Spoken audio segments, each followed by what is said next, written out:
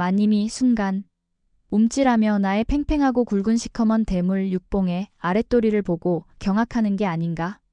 내 생에 이런 물건을 난생 처음이다 하며 만져보며 감탄하며 와락 껴앉는다. 옛날 산새가 부드럽고 물이 맑아 달빛 고을이라 불리던 바람 잘 부는 산자락 아래 작은 고을이 하나 있었다.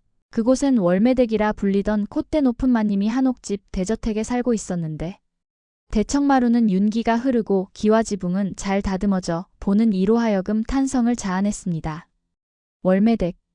마님은 아름답고 고왔지만 누구도 함부로 다가갈 수 없을 만큼 기품이 높고 젊은 시절부터 외모도 곱고 몸매도 풍만하고 볼륨 있는 그 누구도 탐내는 젊은 과부였다.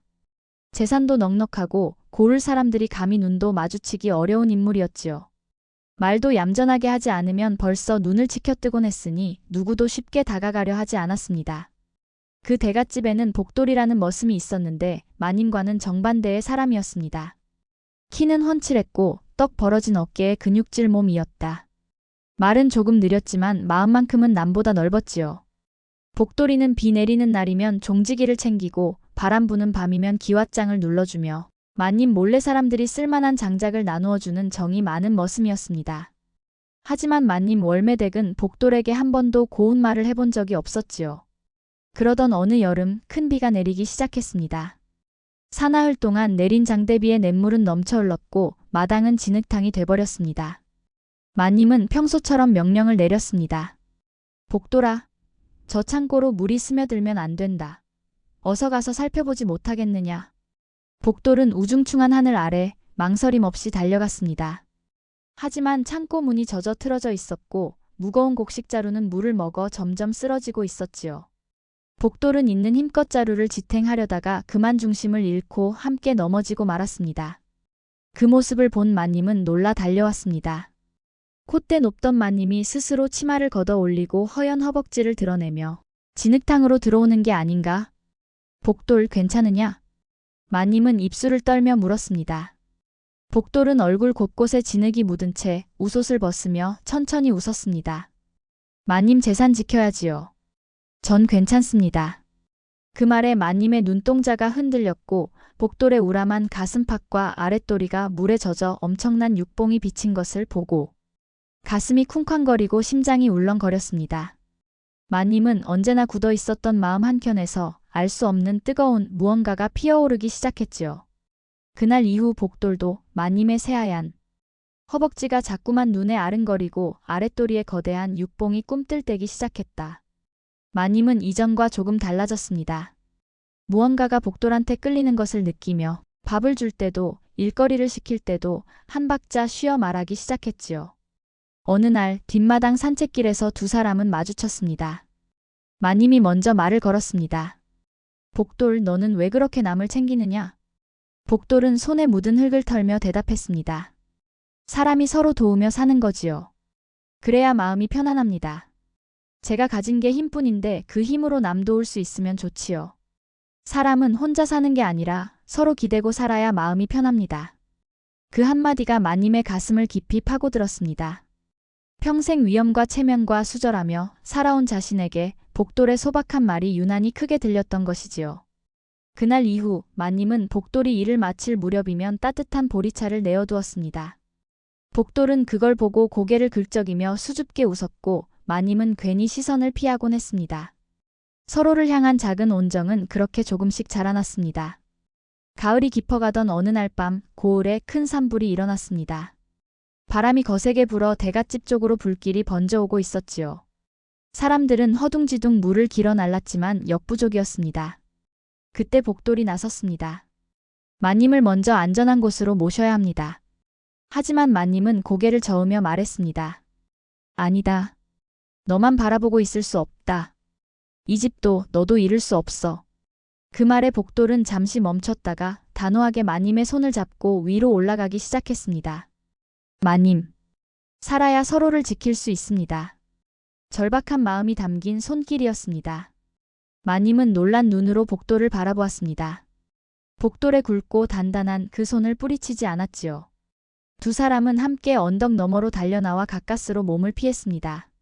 불길이 멀리서 타오르는 것을 바라보며 마님은 떨리는 목소리로 말했습니다. 복돌아, 네가 없었으면 난 어찌 됐을까? 복돌은 조용히 대답했습니다. 마님이 계시니 전 매일 힘이 납니다. 복돌의 말을 듣는 순간 마님의 마음속에서 오래 잠겨있던 문이 그제야 열렸습니다. 이 사람은 단순한 머슴이 아니라 자신이 의지하고 싶은 사람이었다는 것을. 며칠 뒤 고을 사람들이 나서서 대갓집을 함께 복구해 주었습니다. 마님은 이런 모습 또한 처음이었지요. 도움을 받으면서 고맙다는 말을 하기도 했습니다. 복구가 어느 정도 마무리된 날, 마님은 복돌을 뒷마당으로 불렀습니다. 저녁 햇살이 기와 지붕을 붉게 비추던 시간, 마님은 조용히 입을 열었습니다.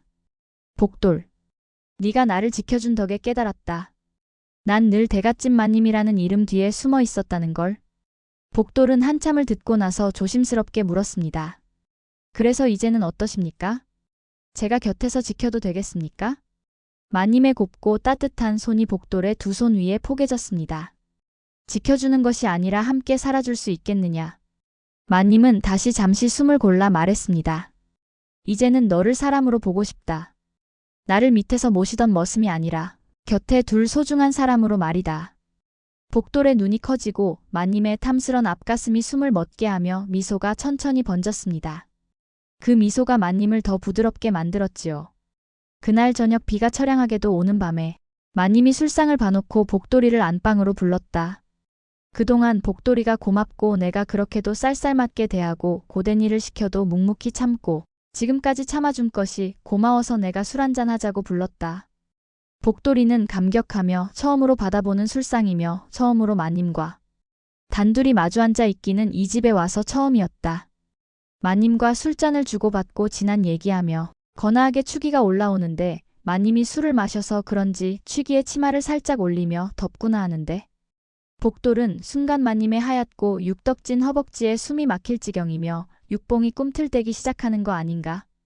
마님이 술에 취해서 그만 복돌 옆으로 다가오더니 단단하고 넓은 가슴팍에 손을 넣으며 복돌을 쳐다보면서 나 좀 안아줘. 그동안 너무 외롭고 공허하고 쓸쓸하고 고독했어 하며 복돌을 와락 껴안았다.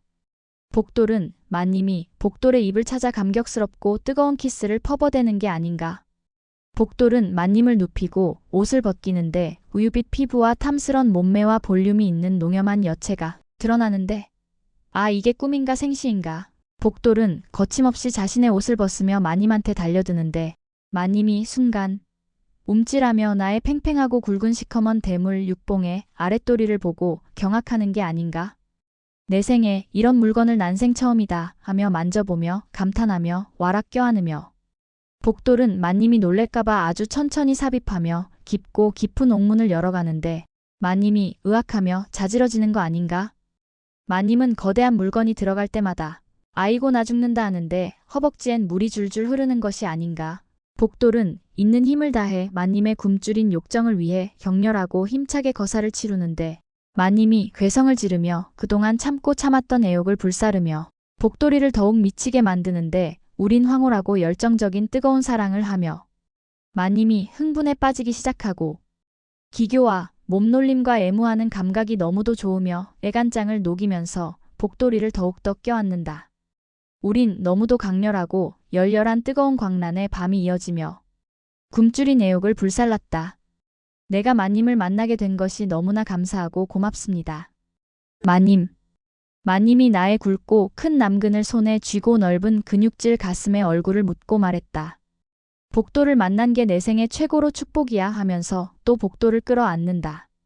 그날 이후 두 사람의 관계는 고요하게 그러나 분명하게 달라졌습니다. 마님은 더 이상 예전처럼 콧대를 세우지 않았고 복돌한테 순한 양이 되어 가고 있었다. 고을 사람들은 처음엔 놀라워했지만 머슴과 마님의 사이에 피어난 진심을 보고는 어느새 따뜻한 시선으로 바라보기 시작했지요. 그리고 그해 겨울 작은 마당에 첫눈이 내리던 날 마님 월매댁과 머슴 복돌은 조심스럽게 손을 맞잡았습니다. 복돌아, 이제 우리 함께 살아볼까? 예, 마님. 아니, 월매 어르신. 이제는 너를 머슴으로 보고 싶지 않다. 나와 같은 곳을 바라보는 사람으로 보고 싶다. 둘은 웃었습니다. 콧대 높던 마님은 차츰 온화해졌고 소박한 머슴은 더 의젓해졌으며 마님은 회심에 미소 지으며 술상 보는데 복돌은 오늘 밤도 마님은 나한테 죽었다 하며 아랫도리를 쳐다본다.